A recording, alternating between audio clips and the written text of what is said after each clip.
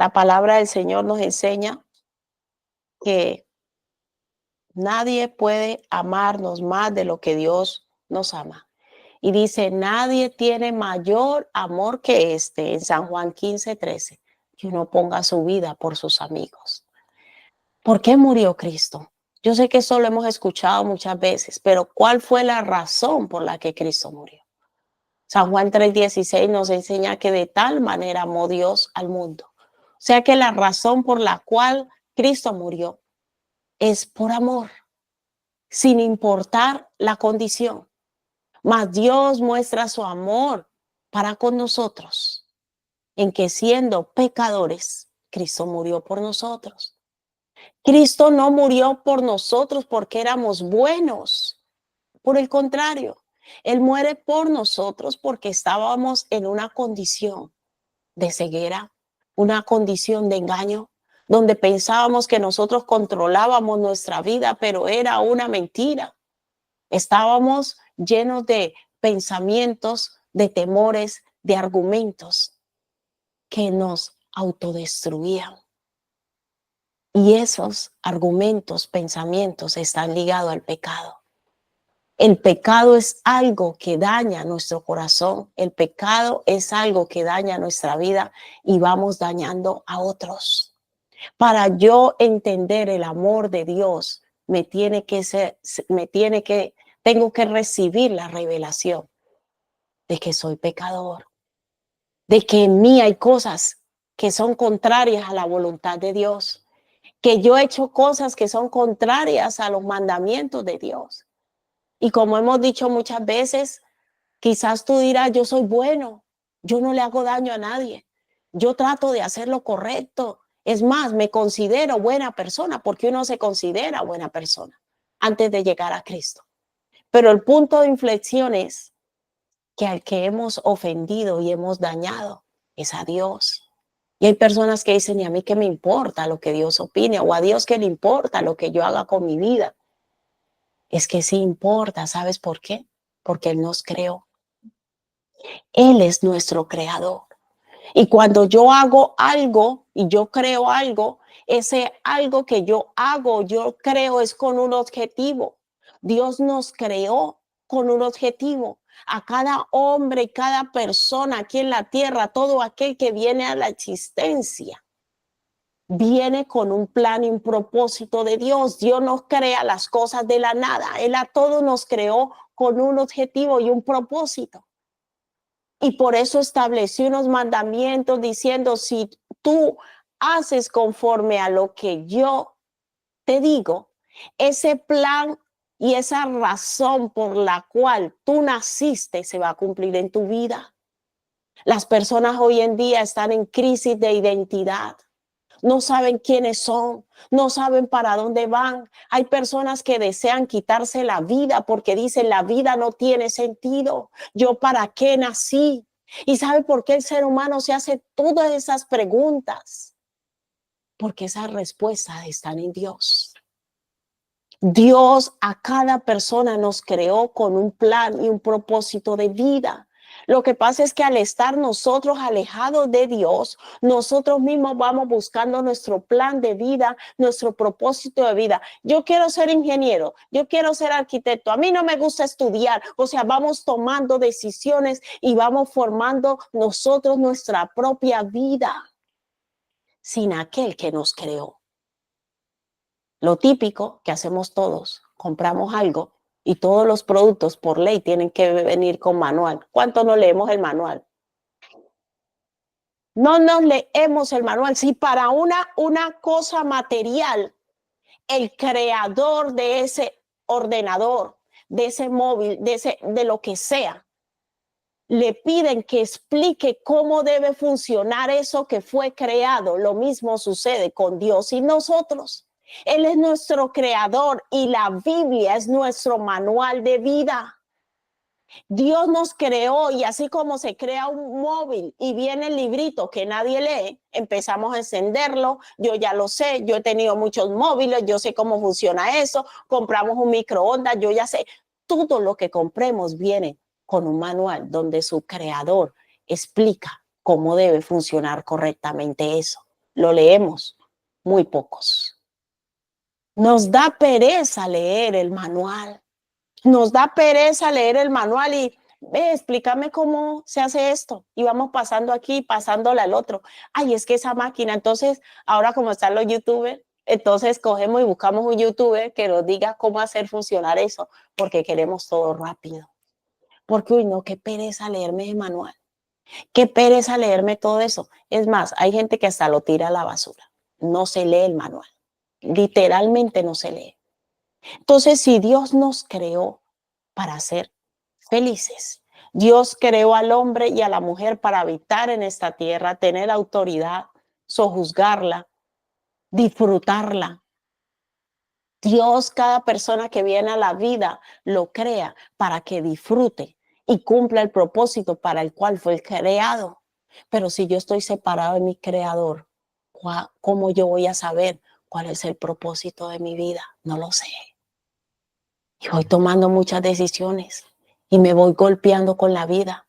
Y en medio de ese proceso, por cierto, voy culpando a todo mundo menos a mí. Y digo, ¿y por qué me pasó esto a mí si yo no me merezco esto? Yo me he portado bien. Pero el único que puede decir si tú has hecho bien las cosas o no es tu manual de vida.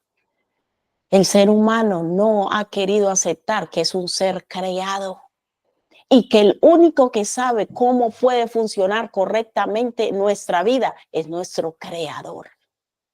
Por eso se han inventado la teoría de la evolución. Tantas teorías solo para no aceptar que hay un creador. Pero los científicos de la antigüedad, Einstein y todas esas personas, sabían, los que habían escudriñado el universo, los que habían escudriñado las profundidades del mar, de la tierra, descubrieron y aceptaron que existe un Dios, que existe un creador, que es imposible que el átomo, que es imposible que todas las leyes físicas funcionen con tanta perfección si no existiese un creador. Todavía los científicos no saben cómo en el vientre de la madre se crean los huesos y quién le da la orden a todas las células para que los ojos estén en su lugar, las manos estén en su lugar y los pies estén en su lugar y que todo nuestro cuerpo tenga ese orden. No lo saben.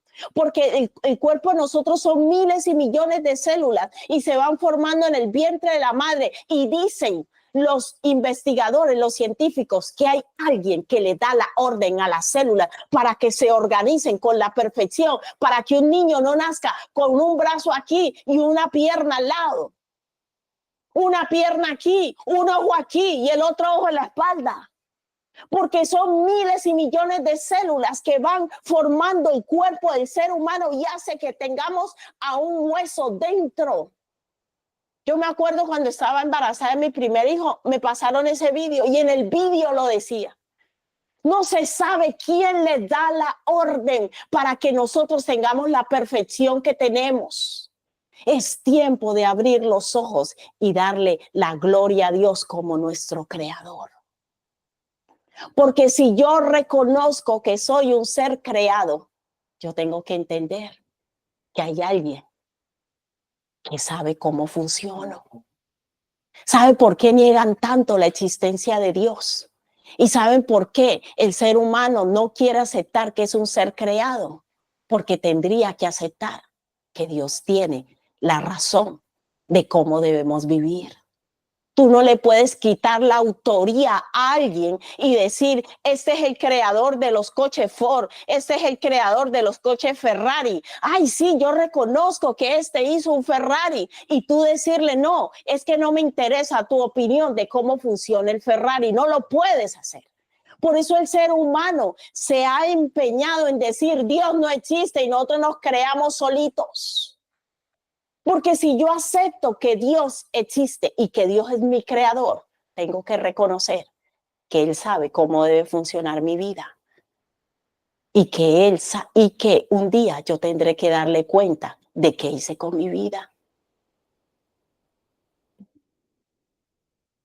¿Qué decidimos? ¿Existe Dios o no existe Dios? ¿Es mi creador o no es mi creador?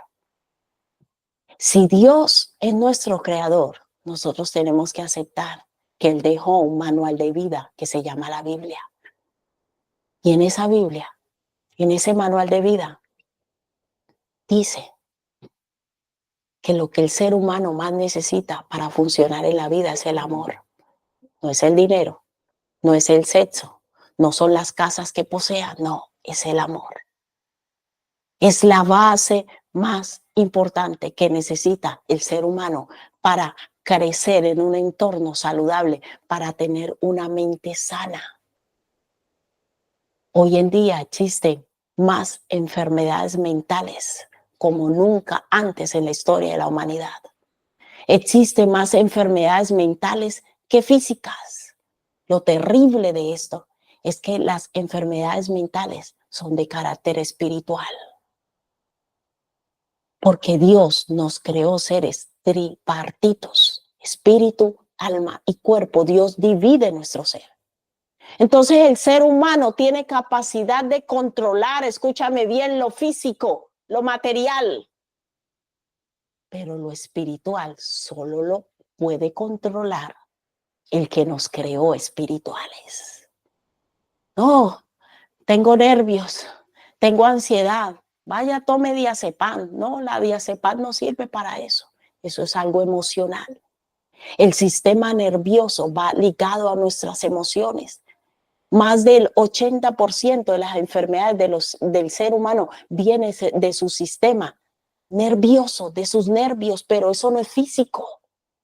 Porque usted ve que son unas arterias súper pequeñas, eso no es físico, eso es espiritual. Y el mayor problema del ser humano, amada iglesia, no es físico, es espiritual. Y el ser humano no lo puede resolver sin Dios. Y el mayor problema del ser humano se llama el pecado. Y el pecado es espiritual. Ay, ¿cómo así? El pecado es espiritual, sí. La gran parte de nuestros problemas son espirituales. Cuando hablamos de espirituales, estamos hablando que son intangibles. No los puedo agarrar, pero lo siento. Me siento deprimido, me siento cansado, me siento solo. Voy a ir a Mercadona a comprarme 2 kilos de sentimientos. Voy a ir a Mercadona o a cualquier supermercado a comprarme 2 kilos de alegría porque me quiero sentir 2 kilos de motivación. No, amados, las cosas intangibles no se pueden comprar. Y nosotros somos más espirituales que naturales, porque 2 partes de nuestro ser son espirituales. El alma, en la cual está la mente, la voluntad y las emociones. Yo no puedo pagar por mis emociones, eso se va generando en mí. Y el único, escúchame bien, que tiene el poder de darnos el equilibrio y enseñarnos a administrar nuestras emociones es Dios. O sea que para yo tener un equilibrio de vida y funcionar correctamente, yo necesito ir a mi creador. Yo necesito ir a mi fuente de vida, porque puedo tener todas las cosas materiales, casas, coches, dinero en el banco, pero ¿qué hago con mis emociones? Voy al psicólogo. El psicólogo te puede escuchar, pero el psicólogo no puede entrar dentro de ti porque esos problemas son internos. Hacen parte de la psiquis intangible. Todos son espirituales. Por eso el ser humano sin Dios no tiene equilibrio de vida. Tú puedes ser un empresario tremendo, pero con tremendos problemas sexuales. No eres capaz de sostener una familia, un matrimonio, no puedes, porque nosotros somos seres más espirituales que naturales.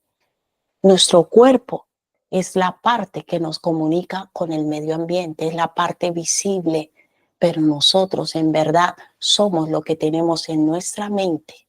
La mente la puedes tocar, no. A ti te pueden hacer una operación de cerebro y perder tu mente, pero tu mente eres tú. Tal cual son sus pensamientos, tal cual es él. No, voy a ir a un supermercado a comprar para que me cambien la mente. No. Estamos entendiendo, amados, que Dios nos hizo a imagen y semejanza de Él. Él es intangible, Él es espíritu y a nosotros nos hizo espíritu. Dios primero crea al hombre y luego sopla del polvo de la tierra, pero el ser humano es más espiritual que natural. Y respóndase hoy, ¿cómo usted va a resolver un problema espiritual con algo natural? ¿Se puede? No. El único que tiene la solución a nuestros problemas emocionales, mentales, a nuestros problemas internos es Dios, porque Él nos creó. Y cuando nosotros nos acercamos a Él, Él empieza a hablar a nuestra vida y nos dice, mira, hijo, hija, esto te sucede por esto. La raíz es esto. Y el pecado es espiritual. ¿Por qué el pecado es espiritual? Porque el pecado es todo lo que yo hago que es contrario a la ley de Dios. Y la ley de Dios es espiritual o es natural, es espiritual. Por eso el problema del ser humano, que es el pecado, solo se resuelve en Dios. Y el amor de Dios por nosotros es tan grande. Y Él sabe que nuestro nivel de ignorancia es tan grande que Él envió a su Hijo. Y dijo, voy a ir a ellos y voy a hacerme carne. Y el verbo se hizo carne. Voy a hacerme semejante a uno de ellos. Voy a hacerme semejante a ellos físicamente. Y voy a hablarles acerca de mí. Voy a decirles quiénes soy. Que ese ser espiritual se hizo hombre solo por amor. Porque dijo, están en tanta ignorancia que están esclavos del pecado, están esclavos de su propia maldad. Y voy a enviar a mi Hijo para que puedan conocer la verdad y puedan conocer la luz. Nadie tiene mayor amor que este, que dio su vida por nosotros, para que nosotros podamos conocerle a Él. Porque Jesús murió por causa de nuestro pecado y nuestra maldad.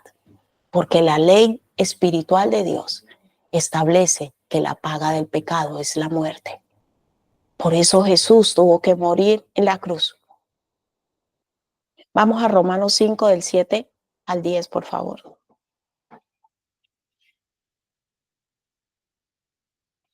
Romanos 5 del 7 al 10. Dice la palabra del Señor. Ciertamente, apenas morirá alguno por un justo. Con todo, pudiera ser que alguno osara morir por el bueno.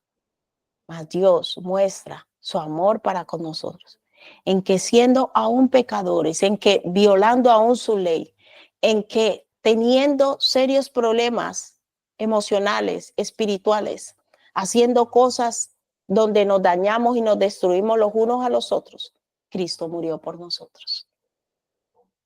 Pues mucho más, estando ya justificados en su sangre, por Él seremos salvos de la ira, porque si siendo enemigos fuimos reconciliados con Dios por la muerte de su Hijo, mucho más, estando reconciliados, seremos salvos por su vida.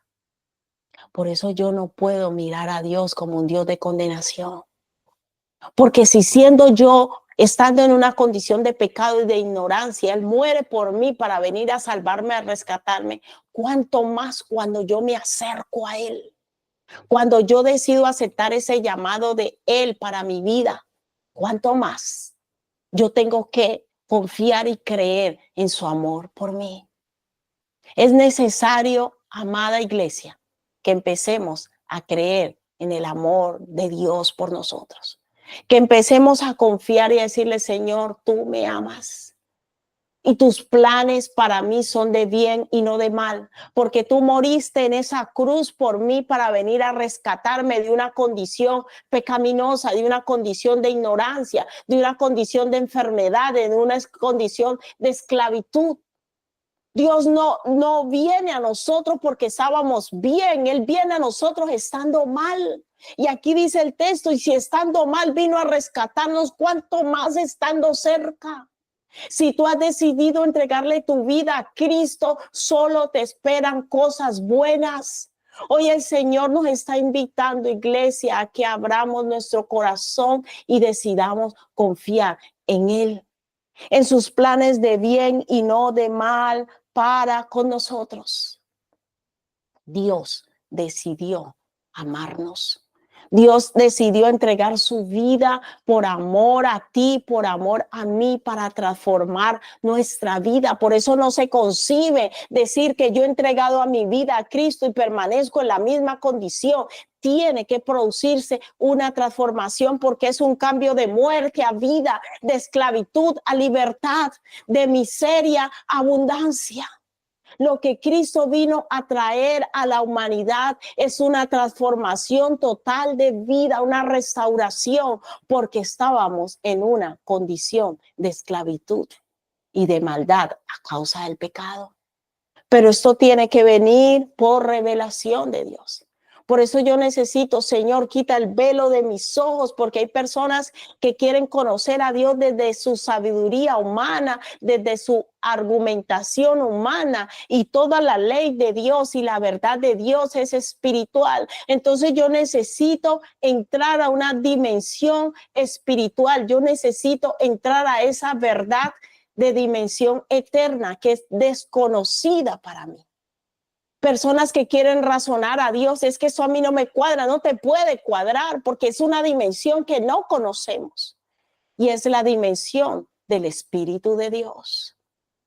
Nosotros necesitamos pedirle a Dios, Señor, quita las vendas de mis ojos, quita la ceguera espiritual que hay en mí, que impide que yo entienda tus verdades, que yo entienda tu amor.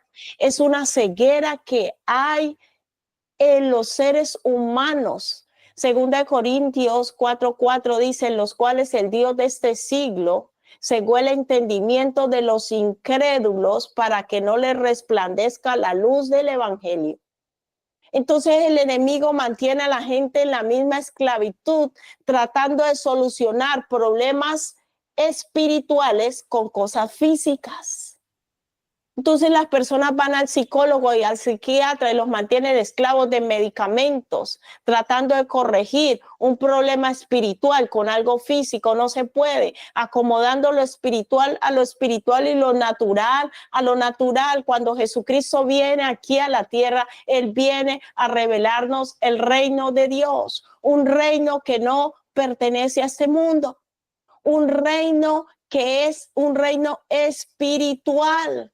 A través de Cristo se abre la puerta al mundo espiritual desde la dimensión eterna de Dios. Y yo necesito pedirle a Dios, revélate a mi vida. Señor, revélate a mi vida. Yo quiero conocerte. Quiero conocer todas esas cosas que tú tienes preparadas y reservadas para mí.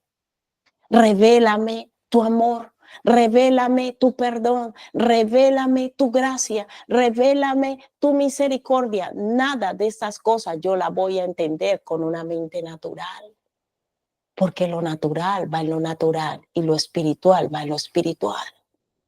Pero tenemos un problema, somos más espirituales que naturales, pero nosotros todo lo queremos ver desde lo natural. Todo lo razonamos, todo lo cuestionamos desde lo natural. Cuando la situación es espiritual y yo lo quiero resolver desde lo natural, a mí no me parece. Es que yo no lo veo así, es que no lo vas a ver, porque lo estás viendo con tus ojos naturales. Solo cuando Dios, a través del Espíritu Santo, empieza a revelarnos la verdad de las cosas, es cuando en nuestra vida se produce una verdadera transformación. Quizás usted dirá, pero bueno, es que no entiendo. ¿Eso qué tiene que ver? Eso tiene que ver con fe. ¿Crees o no crees? Por eso dice, el enemigo cegó el entendimiento de los incrédulos.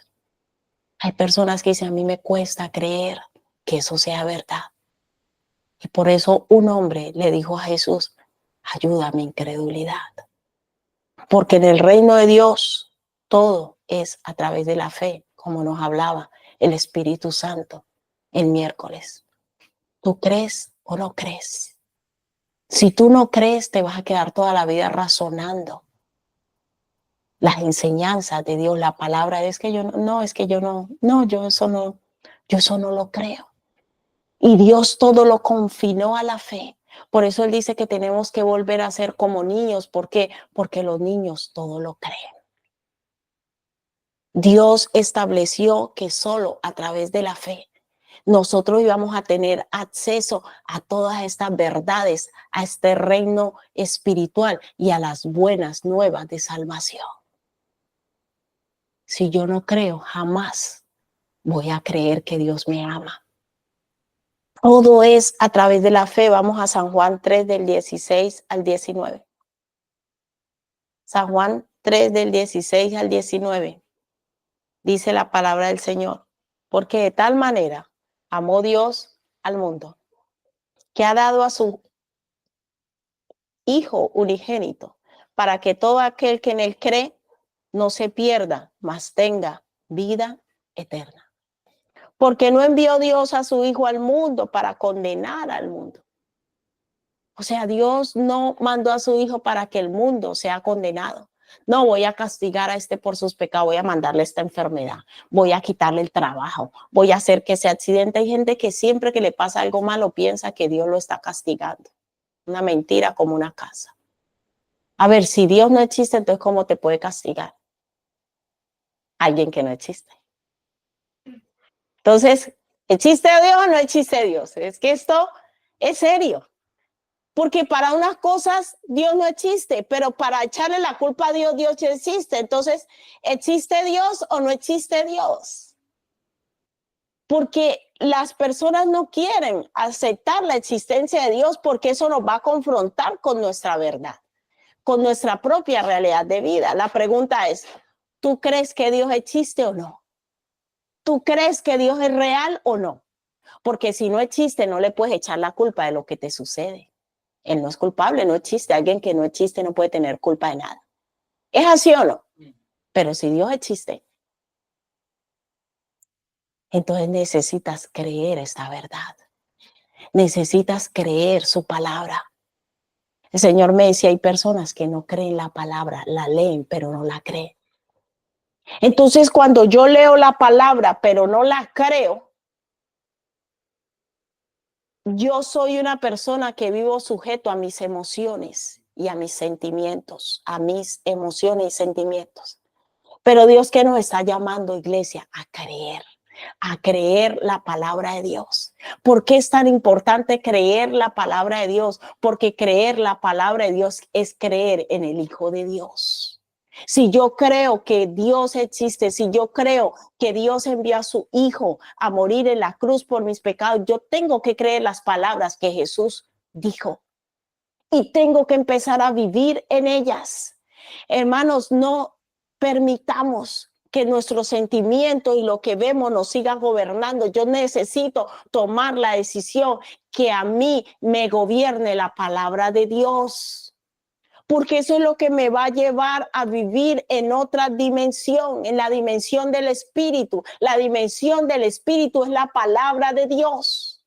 Es una palabra viva, es una palabra que transforma, una palabra que restaura, que libera. Tú crees en Dios. Si tú crees en Dios, tienes que creer su palabra y empezar a obedecerla. La palabra de Dios no se cuestiona. Y la palabra de Dios es como el amor. El amor es una decisión. El amor no es un sentimiento. El amor es una decisión. ¿Cómo así? Sí. Nosotros creemos que el amor está ligado a un sentimiento. Ay, yo siento que yo lo quiero. Yo siento que yo la quiero. No, el amor es decidir creer cada día, decidir cuidar, decidir hacer lo correcto para alguien o por alguien. Eso es amor en Cristo. Y por eso este texto dice, porque de tal manera decidió Dios. De tal manera amó Dios al mundo que ha dado a su Hijo unigénito para que todo aquel que en él cree no se pierda, mas tenga vida eterna. ¿Sabe Dios qué hizo? Decidió amarnos.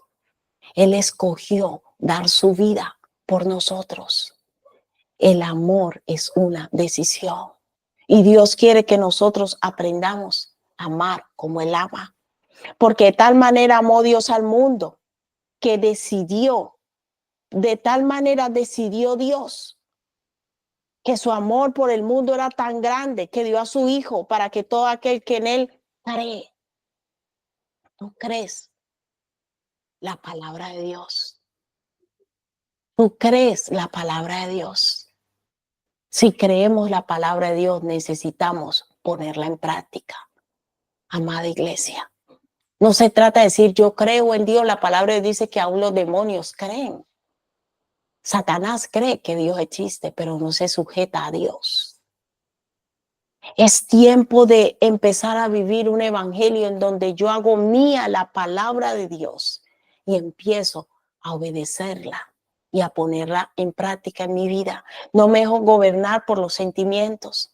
Si Dios me dice, tienes que amar a tu prójimo, no es que yo no lo siento, no, el amor no es un sentimiento, el amor es una decisión. Por eso Dios amó tanto al mundo que decidió entregar a su Hijo. A nosotros no nos puede gobernar ya más los sentimientos. Un verdadero hijo de Dios no puede dejarse gobernar por sus... Es que yo no siento tratar bien a mi esposa. No, ahí perdió.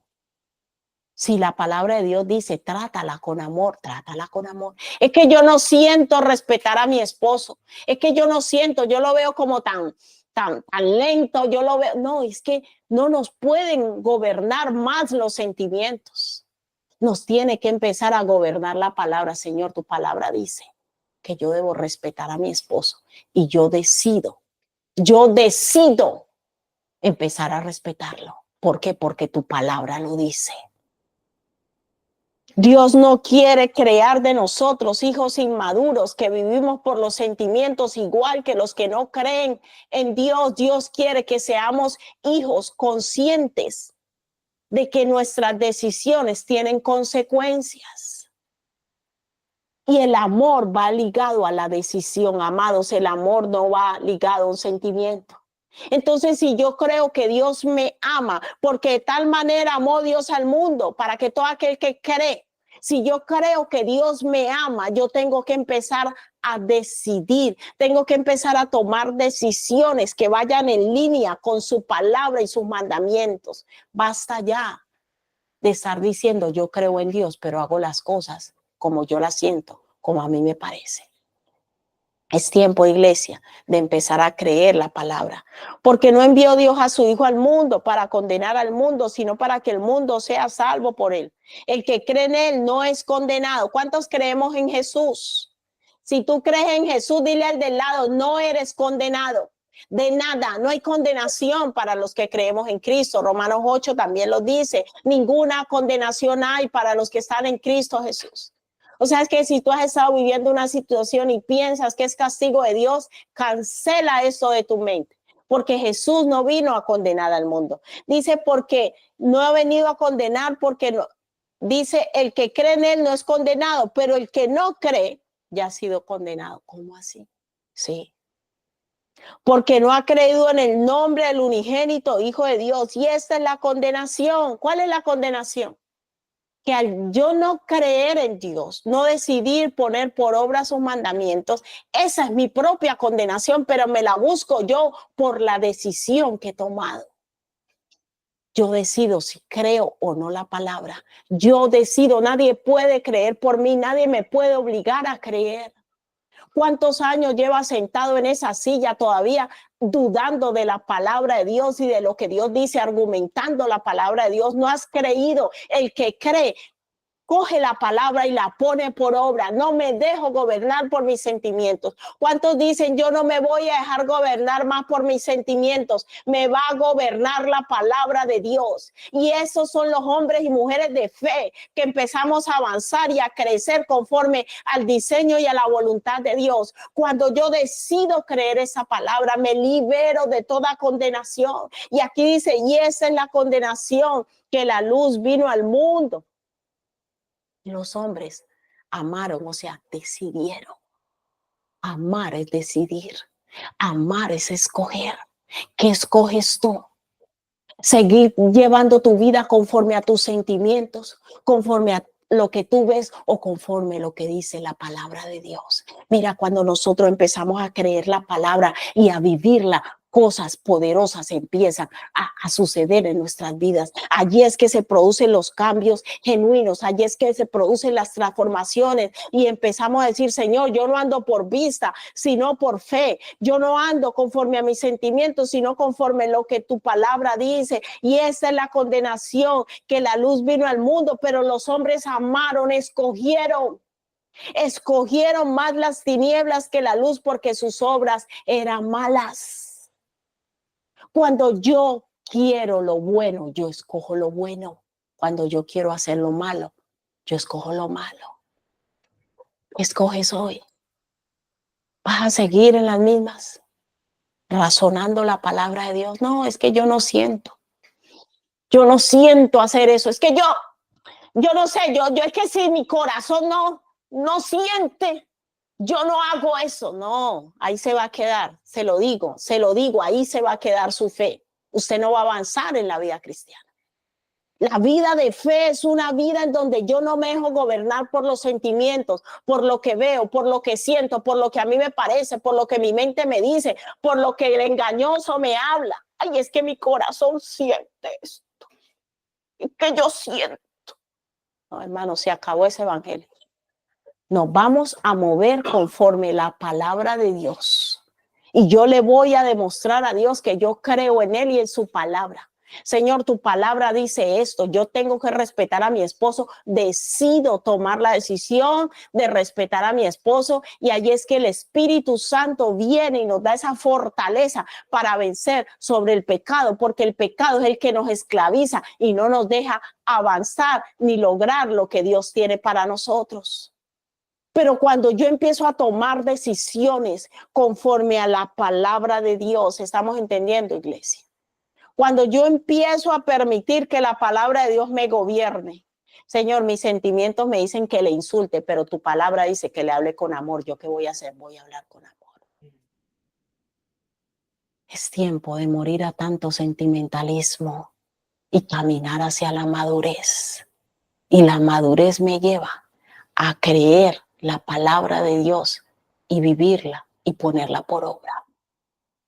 No nos dejemos gobernar más de nuestros sentimientos.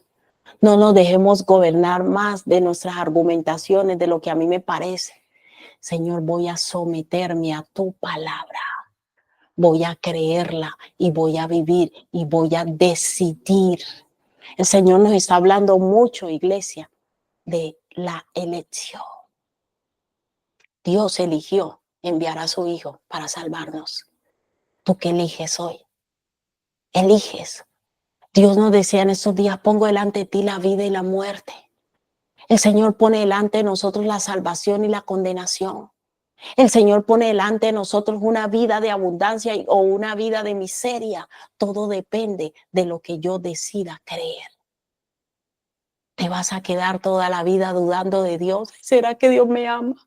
No, si Dios dice, si la palabra dice que Dios me ama, no tengo que razonar.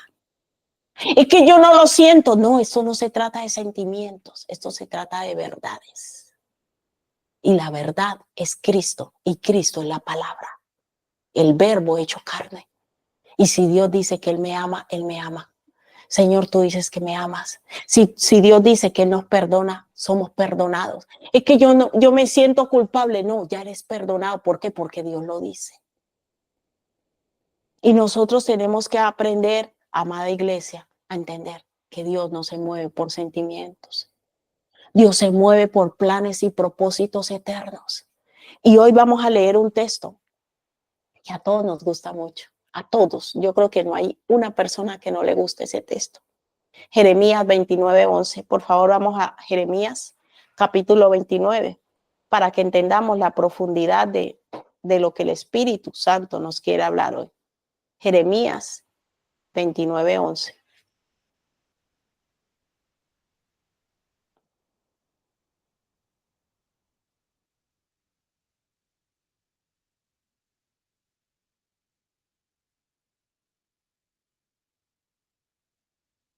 Jeremías 29:11, un texto que nos gusta a todos. ¿A cuánto no les gusta? ¿A cuánto les gusta Jeremías 29:11? A todos nos encanta Jeremías 29:11. Dice el Señor, le dijo a la nación de Israel, porque yo sé los pensamientos que tengo acerca de vosotros. ¿Ustedes creen que Dios piensa mal hacia nosotros? No, dice el Señor, pensamientos de paz y no de mal para daros el fin. ¿Qué esperáis? Entonces uno dice, ay, el Señor tiene grandes planes para mí, el Señor tiene pensamientos de bien y no de mal. Pero vamos a leer el contexto. ¿Cuántos quieren leer el contexto de ese texto? Y vamos a entender en qué contexto Dios dijo eso. Escucha, iglesia, el que tenga oídos para oír, que oiga lo que el Espíritu dice hoy a Iglesia, Casa de Oración. ¿Sabe cuál es el contexto de ese versículo? Ellos estaban en cautiverio. Ellos no estaban en una situación buena. Habían sido llevados cautivos a Babilonia por su pecado y desobediencia a Dios. Y Dios les había dicho, van a estar allá 70 años. Iglesia, abre tu corazón para que reciban lo que el Espíritu quiere transmitir hoy, porque Dios hoy nos quiere llevar a Casa de Oración a un nivel de fe mayor. ¿Cuántos están listos para recibir eso en el Espíritu? ¿Cuántos están listos? Iglesia, este versículo que nos gusta, esta palabra que Dios le dio a la nación de Israel no era un contexto donde ellos estaban felices. Ahí no estaban en el reinado de Salomón, donde fue gloria, donde tenían el palacio más grande. Ellos no estaban en medio de una situación donde todo era bonito, donde no había enfermedad. No, estaban cautivos. Estaban en una condición de esclavitud cuando Dios les da esa palabra. Y por eso esa palabra cobra más sentido y cobra fuego y poder para Dios decir, deja de andar por vista y empieza a andar por fe. Porque si en medio de tu desierto, en medio de tu dolor, Dios te va a dar una palabra, tú le vas a decir a Dios, no lo veo, estoy cautivo, estoy sufriendo con esta enfermedad, estoy sufriendo con esta situación. Y Dios en medio de esa situación, ese dolor, te dice, yo sé los pensamientos que tengo para ti. Pensamientos de bien y no de mal. Señor, pero estoy llorando. Señor, esta situación me duele. El Señor dice, no importa. En medio de esa situación yo estoy contigo. En medio de ese proceso yo estoy contigo porque soy para levantar tu vida. Los hijos de Dios debemos aprender que los procesos y las situaciones que estemos pasando no definen nuestro final. Y ahí es que yo necesito la fe para creer en ese Dios que me ama, en ese Dios que ha decidido amarme con amor eterno y enviar a su Hijo por mí. Es tiempo, iglesia, de empezar a madurar y pensar que solo Dios está conmigo cuando todo a mi alrededor es bonito, cuando todo el mundo me trata bien, cuando tengo dinero en el banco. No. Dios nos va a pasar por situaciones difíciles, pero en medio de esa situación, Él está allí con nosotros. Tenemos que aprender a entender, iglesia, que Dios necesita perfeccionar nuestra fe. Y nos va a pasar por situaciones que no nos gustan, que nos va a parecer dolorosa, pero Dios, tú hiciste un pacto con Abraham. Hiciste un pacto y dijiste que ibas a hacer grandes multitudes, que hacemos cautivos en Babilonia. Dios jamás tendrá por inocente al culpable. Pero yo hoy vengo a decirte de parte de Dios, nuestros pecados jamás nos descalifican delante de Dios. Nuestros pecados y nuestra falla jamás van a cambiar el plan y el propósito que Dios tiene para nosotros, porque antes de que naciéramos, Él ya tenía el plan. Y hay personas que piensan que Dios vive jugando con nosotros. Hoy te portaste bien, te bendigo. Mañana te portaste mal, te castigo. Dios no es así. Dios es un Dios de eternidad. Dios es un Dios de planes. Cuando fallamos, Dios tiene que venir a corregirnos, pero hoy vengo a decirte, iglesia, casa de oración, Dios nos ama y el plan y el propósito que Dios tiene para nosotros como iglesia, nada ni nadie lo va a cambiar.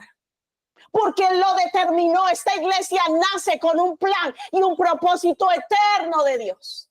Y hay personas que no entienden esas verdades y viven juzgando. Es que a mí no me parece, es que yo no lo veo. No importa si tú lo ves, el plan ya está establecido. Y Dios quiere que hoy nos levantemos como una iglesia de fe, como una iglesia que le crea a Dios. Dios quiere que te levantes, mujer. Dios quiere que te levantes. Deja de andar por vista. Empieza a andar con plan y propósito eterno. Dios les da esa palabra cuando estaban en cautiverio, iglesia. Estaban cautivos en Babilonia por causa de su pecado. Habían desobedecido a Dios. Dios les había mandado a Jeremías como profeta. No hicieron caso. Fue un tiempo terrible. Fue un tiempo terrible para Israel. A su propio rey le sacaron los ojos y lo llevaron cautivo a Babilonia. Daniel hacía parte de esos cautivos. Y Daniel le ora, Señor, ¿cuándo nos vas a sacar? Daniel, te doy el famoso ayuno de Daniel. Todo el famoso profeta de Daniel, él estuvo en cautiverio. Pero jamás Dios abandona a su pueblo. Jamás Dios abandona a sus hijos. Hoy yo te digo, tú no has creído en cualquiera. Has creído en la persona más fiel, más verdadera y más honesta que existe. Se llama el Dios eterno, Yahweh, el Dios de pactos que siempre cumple sus promesas. Dios le prometió a Abraham, de ti sacaré una descendencia. De ti vendrá el Salvador del mundo. En tus simientes serán benditas todas las familias de la tierra. No, Israel pecó. Israel ya no merece nada. Hay personas que es feliz descalificándolo a uno. No, este no califica. Para otros no califica, pero para Dios calificamos. Y Dios había hecho un pacto con Abraham. Todas las tribus fueron exterminadas, no había, solo Dios dejó la tribu de Judá por amor a David y Abraham. Porque él tenía un pacto con su amigo. Él tenía un pacto con sus amigos. Cuando Dios nos propone un pacto y establece algo sobre nosotros, nada ni nadie lo destruye. Ese amor de Dios por nosotros hace que Él todo lo que nos prometa lo cumple. ¿Sabe quiénes somos los que fallamos? Nosotros. No le creemos, no confiamos en Él.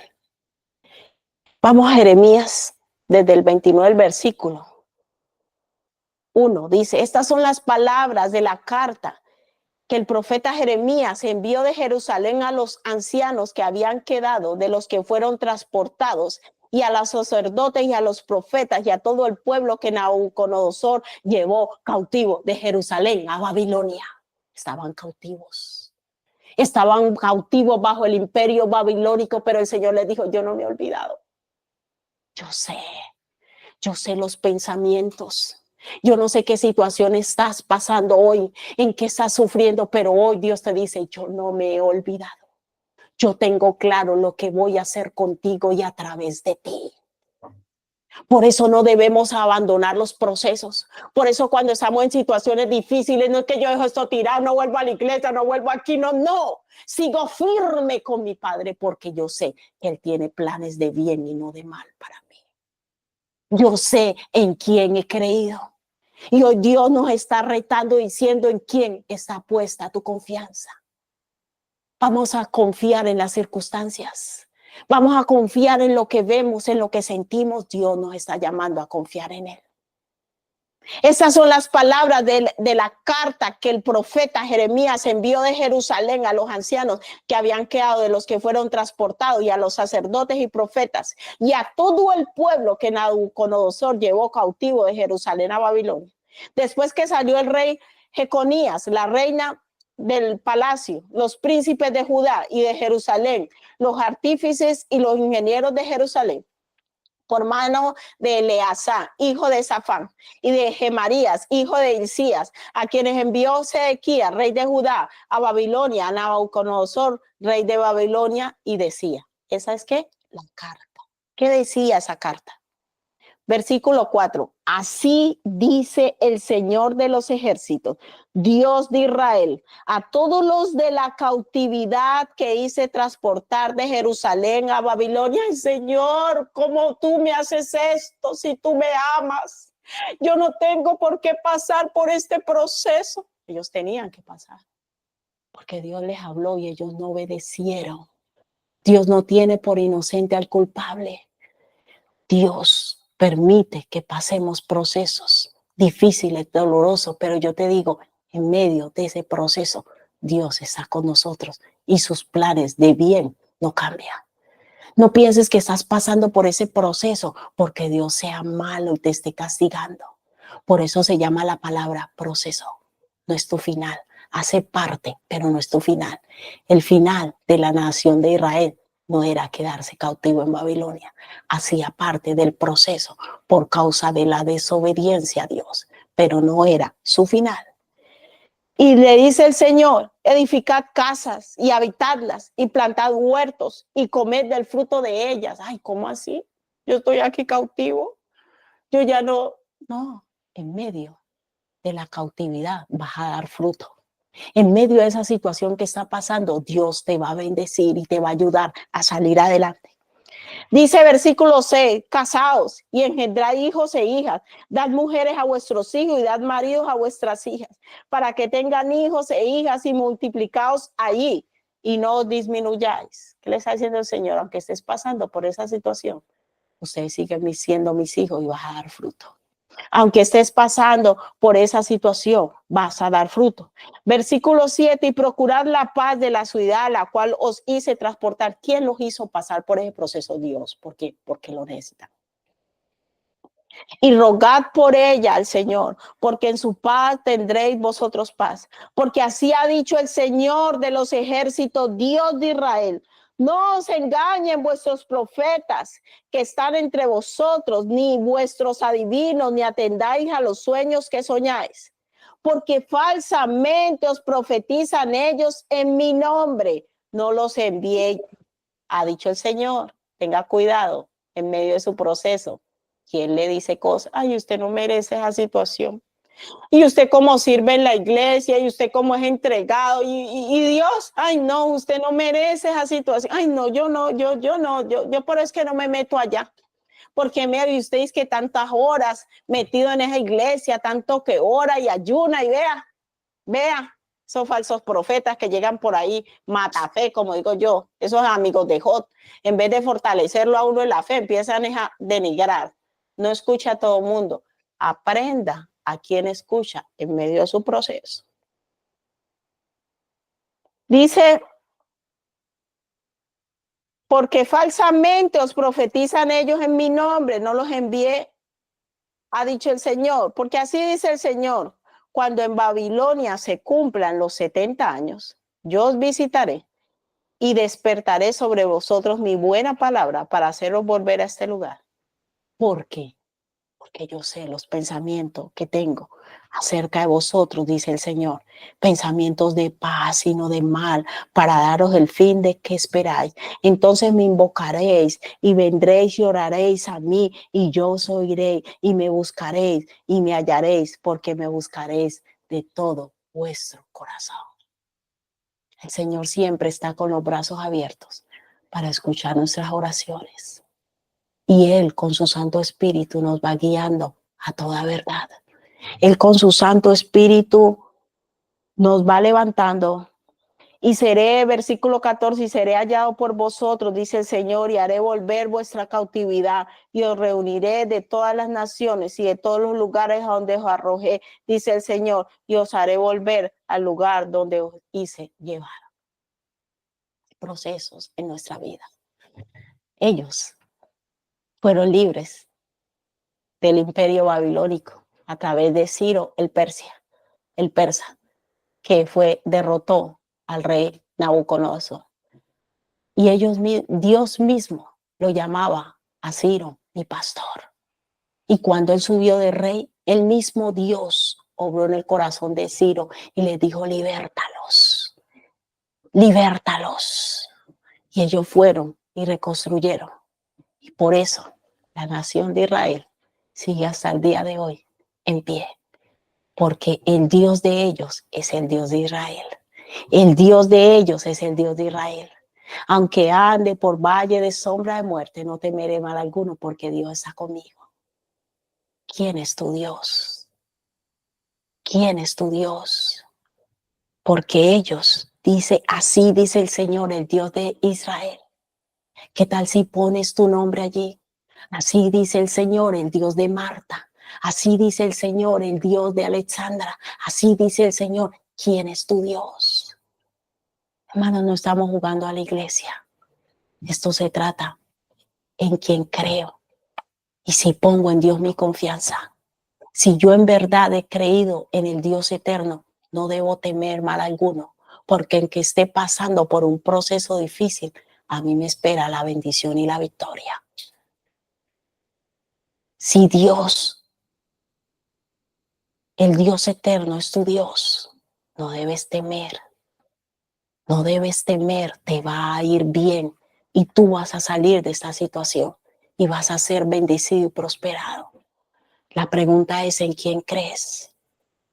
Tú crees y confías en Dios, confías en su amor, confías en su misericordia. Yo sé que Dios va a levantar a casa de oración conforme a lo que Él ha dicho que va a hacer. ¿Sabes por qué? Porque Jesucristo, el Dios eterno, es el Dios de casa de oración. ¿Quién es tu Dios? ¿Tú piensas que Dios te va a abandonar, te va a dejar solo en cualquier momento? No, el Dios eterno no hace eso. ¿En quién crees? ¿En verdad has creído en Él? ¿Hemos creído en Él? Cuando nosotros decidimos poner en Él nuestra confianza y saber que sus planes son de bien y no de mal para nosotros, yo no me quedo en el proceso. Yo le digo, Señor, aunque esté pasando por esta situación, yo sé que tú me amas y te pido que me des la fortaleza que necesito para resistir este proceso que tú has determinado que debo vivir. Pero yo sé que mi final va a ser bueno. Yo sé que tus planes para mí son de bien y no de mal. Y que yo saldré de esta situación y que mi vida, mi familia será transformada por tu poder, que seremos luz para otros, que seremos de bendición, porque tus planes para mí son de bien y no de mal.